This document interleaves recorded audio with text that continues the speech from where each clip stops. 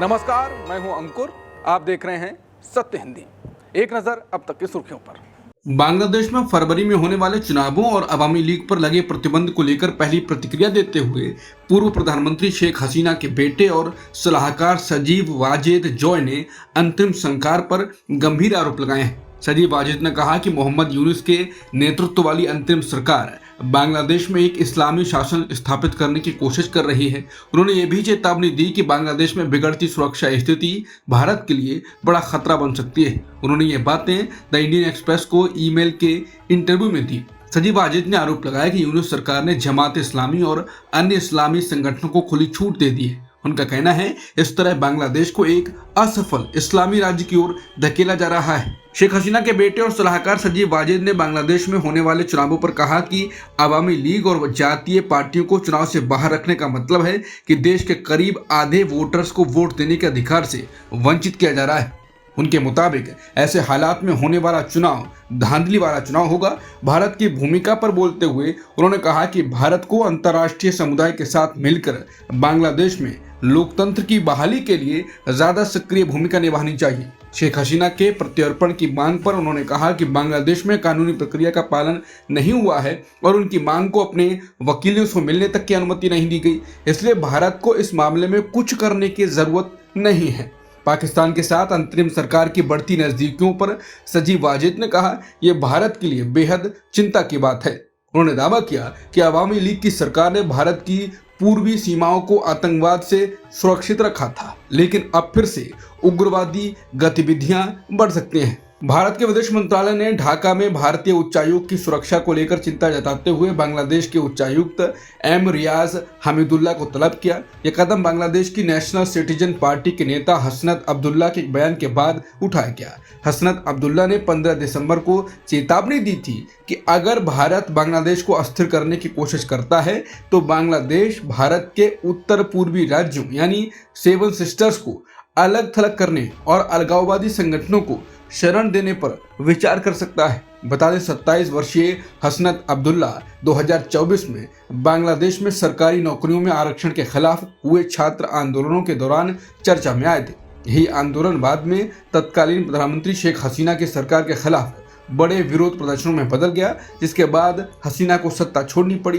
वहीं भारत ने उनके हालिया बयान को गंभीरता से लेते हुए बांग्लादेश सरकार के सामने भारतीय मिशन की सुरक्षा का मुद्दा उठाया है। शिवसेना यूबीटी के वरिष्ठ नेता संजय राउत ने एनसीपी शरद पवार गुट को लेकर बड़ा बयान दिया। उन्होंने कहा कि अगर एनसीपी एसपी पुणे नगर निगम चुनाव में अजित पवार के नेतृत्व वाली एनसीपी से गठबंधन करती है तो यह बीजेपी से हाथ मिलाने जैसा होगा। मुंबई में पत्रकारों से बातचीत करते हुए संजय राउत ने कहा कि वो एनसीपी एसपी अध्यक्ष शरद पवार से मुलाकात करेंगे और पुणे नगर निगम चुनाव समेत कई राजनीतिक मुद्दों पर चर्चा करेंगे। इसमें दोनों एनसीपी गुटों के बीच किसी भी संभावित समझौते पर भी बात होगी। संजय राउत ने कहा कि अजित पवार के साथ जाना मतलब बीजेपी के साथ जाना है।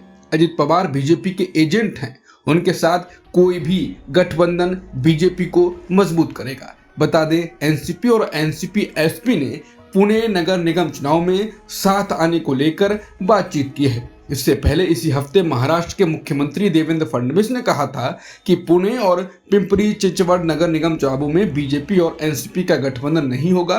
उन्होंने कहा था कि महायुति के दोनों सहयोगी दलों के बीच चुनाव में फ्रेंडली मुकाबला होगा। नई दिल्ली में गुरुवार को विपक्षी दलों के सांसदों ने सरकार के जी राम जी बिल के खिलाफ संसद परिसर के भीतर विरोध मार्च निकाला। सांसद हाथों में महात्मा गांधी की तस्वीरें लेकर प्रदर्शन करते दिखाई दिए और सरकार से इस बिल को वापस लेने की मांग की। विपक्षी सांसदों ने महात्मा गांधी अनरेगा लिखा हुआ बड़ा बैनर पकड़ा हुआ था। ये मार्च प्रेरणा स्थल स्थित गांधी प्रतिमा से शुरू होकर मकर द्वार तक निकाला गया। इस दौरान सरकार विरोधी नारे लगाए गए। इस विरोध प्रदर्शन में कांग्रेस अध्यक्ष मल्लिकार्जुन खड़गे, कांग्रेस महासचिव केसी वेणुगोपाल, डीएमके की के कनिमोजी, टीआर बालू समेत विपक्षी नेता शामिल हुए।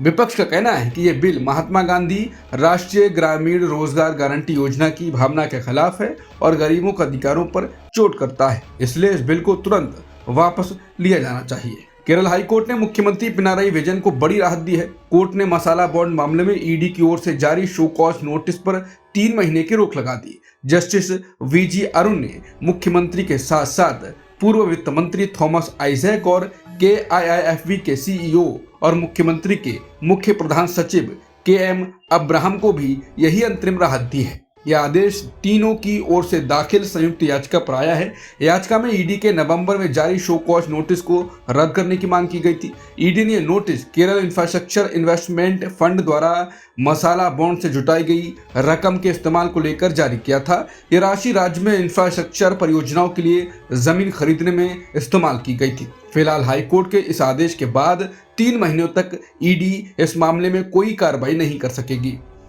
सुप्रीम कोर्ट ने बुधवार को यह तय नहीं किया कि प्राथमिक स्कूल के बच्चे प्रदूषण से बचाने के लिए स्कूल जाएं या घर पर रहें। अदालत ने राष्ट्रीय राजधानी में बढ़ते प्रदूषण पर आने वाली सर्दियों की छुट्टी पर भरोसा जताया।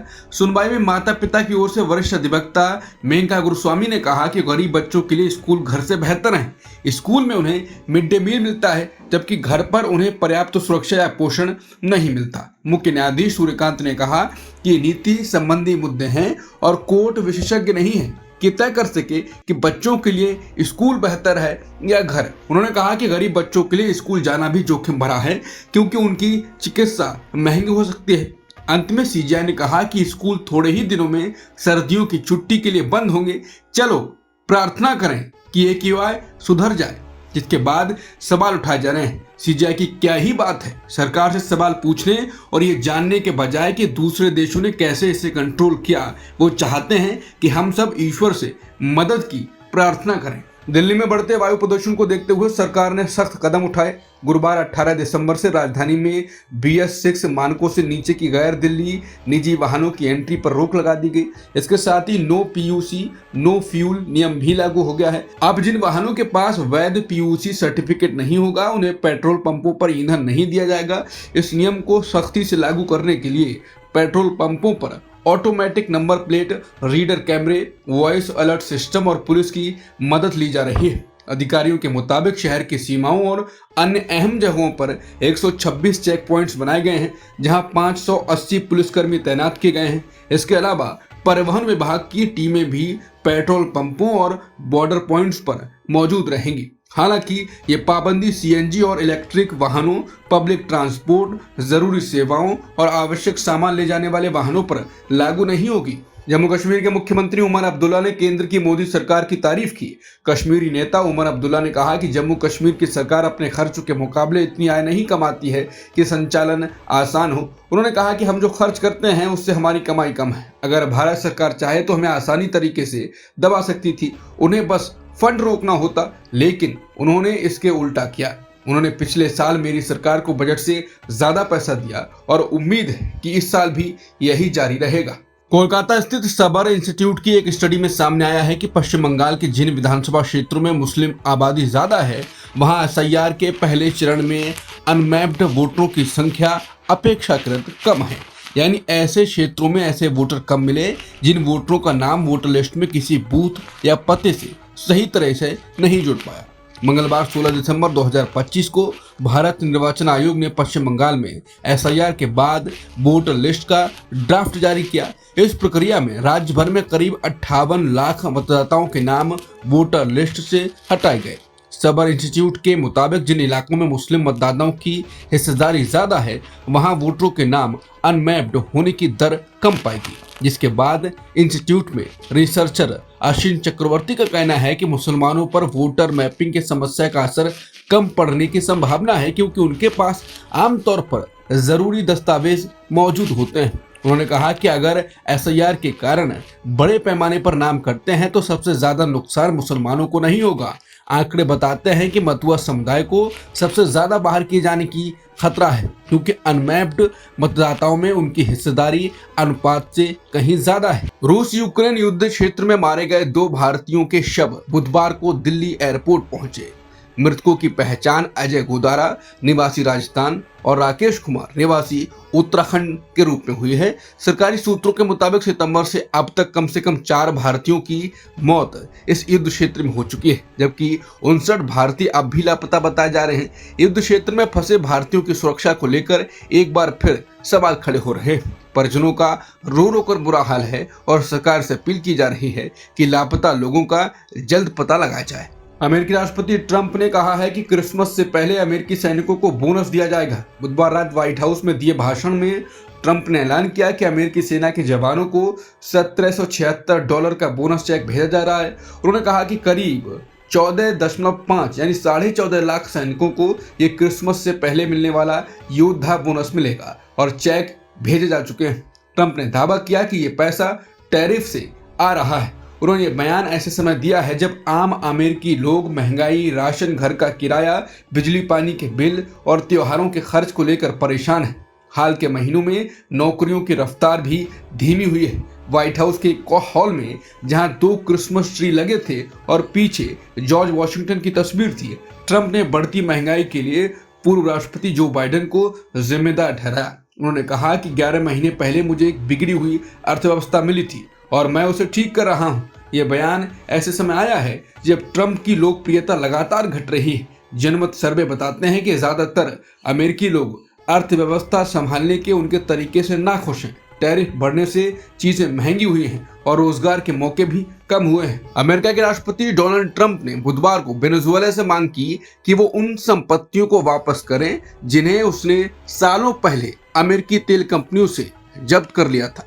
ट्रंप ने इस मांग को दोहराते हुए वेनेजुएला के खिलाफ तेल टैंकरों पर लगाए गए तेल नाकेबंदी यानी ब्लॉकेड के फैसले को सही ठहराया। इस फैसले के तहत वो सभी तेल टैंकर जो वेनेजुएला आ जा रहे हैं और जिन पर अमेरिकी प्रतिबंध लागू हैं, उन्हें निशाना बनाया जा रहा है। राष्ट्रपति ट्रंप ने कहा कि वेनेजुएला में अमेरिकी कंपनियों का भारी निवेश डूब गया और यही वजह है कि उनकी सरकार राष्ट्रपति निकोलस मादुरो पर दबाव बढ़ा रही है। इसके साथ ही ट्रंप प्रशासन ने मादुरो सरकार पर नशीले पदार्थों की तस्करी से जुड़े आरोप भी लगाए हैं। अमेरिकी प्रतिबंधों का असर दिखने लगा है। रिपोर्ट के मुताबिक कुछ प्रतिबंधित तेल टैंकरों ने अब वेनेजुएला की ओर जाना बंद कर दिया है और अपना रास्ता बदल लिया है। वेनेजुएला के राष्ट्रपति निकोलस मादुरो ने अमेरिका के राष्ट्रपति ट्रंप पर तीखा हमला बोला। मादुरो ने कहा कि ट्रंप के बयान से अमेरिका की असली मंशा सामने आ गई है।